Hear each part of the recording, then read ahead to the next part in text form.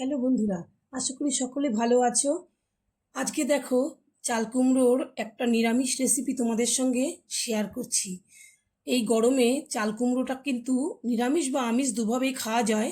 তবে এই চাল কুমড়ো খাওয়া কিন্তু যেহেতু জল আছে, তাই চাল কুমড়ো আমাদের শরীরের জন্য কিন্তু ভীষণই একটা উপকারী। দেখো আমি কিভাবে রান্না করেছি চাল কুমড়োটা। চাল কুমড়ো নিয়েছি একটা মিডিয়াম সাইজের, দেখতে পাচ্ছ। এই চাল কুমড়োটা আমি প্রথমে কেটে নেব। প্রথমে আমি দুটো দুটো দিক একটু কেটে নিচ্ছি। তারপরে আমি চাল কুমড়োটাকে ছুলে নেব।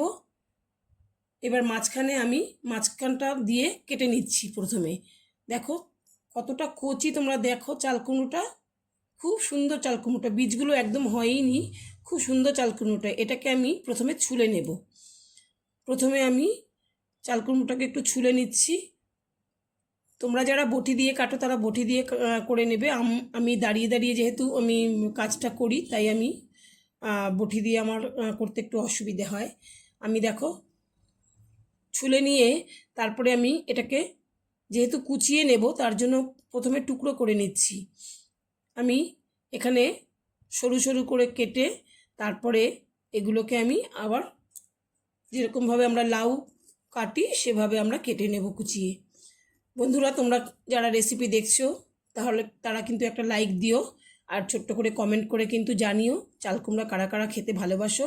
আসলে চাল কুমড়াটা কিন্তু একটা মানে জলা জলা ভাব লাগে, তো জলো জিনিস অনেকেই পছন্দ করে না, খেতে ভালো লাগে না। যদি একটা মানে কিছু দিয়ে করা হয় নিরামিষ, আমি যেমন আজকে মুগ ডাল দিয়ে করছি, দেখো একদম কিন্তু লাউগুলো কুচানো, চাল কুমড়োটা কিন্তু কুচানো হয়ে গেছে। আর তার সঙ্গে মুগ ডাল নিয়েছি এক বাটি। এই মুগ ডালটাকে কিন্তু আমি খুব ভালো করে আগে কড়াইতে নিয়ে ভেজে নেব। অনেক সময় ইলিশ মাছের মাথা দিয়ে বা এমনি রুই মাছের মাথা দিয়েও কিন্তু খুব ভালো লাগে চাল কুমড়ো খেতে। আর এমনি প্লেন রান্না করলে বাচ্চারা বিশেষ করে অতটা কিন্তু খেতে পছন্দ করে না, কিন্তু যদি এরকমভাবে মুগ ডাল দিয়ে কিংবা মাছের মাথা দিয়ে রান্না করে দাও, একটা টেস্ট আসা আলাদা, বাচ্চারা কিন্তু খেয়ে নেবে। কারণ জিনিসটা কিন্তু খুব উপকারী, খাওয়া ভীষণই দরকার, বাচ্চাদের বড়দের সবারই খাওয়ার ভীষণই দরকার। ফাইবারও আছে প্রচুর। দেখো ডালটা আমার ভাজা হয়ে গেছে। ডালটাকে কিন্তু একটু মানে কমিয়ে কমিয়ে ভাজতে হবে। একটু কমিয়ে ভেজে একটু লালচে লালচে যখন একটু মিষ্টি গন্ধ বেরোবে, তখন ডালটাকে আমি তুলে নিয়ে রেখে দিলাম। ঠান্ডা হয়ে গেলে আমি ধুয়ে রেখে দেবো। এবার কড়াইতে দেখো আমি সর্ষের তেল গরম করে জিরে, শুকনো লঙ্কা দিয়ে জিরে আর তোমার রাঁধুনি ফোড়ন দিলাম। রাঁধুনিটা কিন্তু বন্ধুরা অবশ্যই ফোড়ন দেবে। এখানে যে রাঁধুনির একটা মিষ্টি গন্ধ বেরোয়, সেটাতেই তোমাদের মনে হয় যেন অর্ধেক খাওয়া হয়ে যাবে, এত সুন্দর গন্ধটা। তোমরা রাঁধুনিটা কিন্তু ফোড়ন দেবে, জিরেটাও দেবে, রাঁধুনিটাও দেবে তার সঙ্গে। এবার দেখো খুব ভালো করে তেলের সঙ্গে আমি মিশিয়ে নিচ্ছি চাল কুমড়োটাকে, কেটে নিয়েছি যেটাকে। এবার মিশিয়ে নিয়ে কিছুক্ষণ পরে আমি এখানে দেখতে পাবে যে অনেক জল বেরোবে। আমি একটু নুন আর একটু হলুদ দিয়ে দেবো। এরপরে একটু নুন আর একটু হলুদ দিয়ে নেব, দিয়ে একটু নাড়াচাড়া করে আমি ঢাকা দিয়ে রাখবো কিছুক্ষণের জন্য। একটু ঢাকা দিয়ে রাখলে যে চাল কুমড়োটা সেদ্ধ হয়ে যাবে অনেকটা। আর চাল কুমড়ো তো নরম জিনিস, খুব তাড়াতাড়ি সেদ্ধ হয়ে যায় যেহেতু জল বেরোয়। আর দেখবে বন্ধুরা কতটা জল মানে বেরিয়েছে।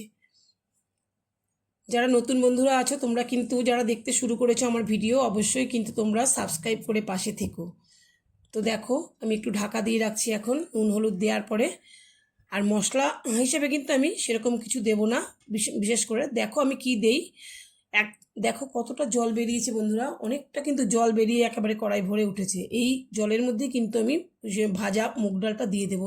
এই জলে কিন্তু মুগ ডালটাও সেদ্ধ হয়ে যাবে, আলাদা করে কোনো জল দিতেও হবে না। যেহেতু আমি এটা গায়ে গায়ে একদম করব, মুগ ডালটাও কিন্তু গলে যাবে, নরম হবে, কিন্তু একেবারে মানে ডালের মতো জলের মতন পাতলা হবে না, এরকমই আর কি।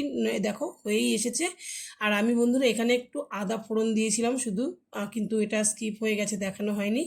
আশা করি রেসিপিটা তোমাদের ভালো লেগেছে। সকলকে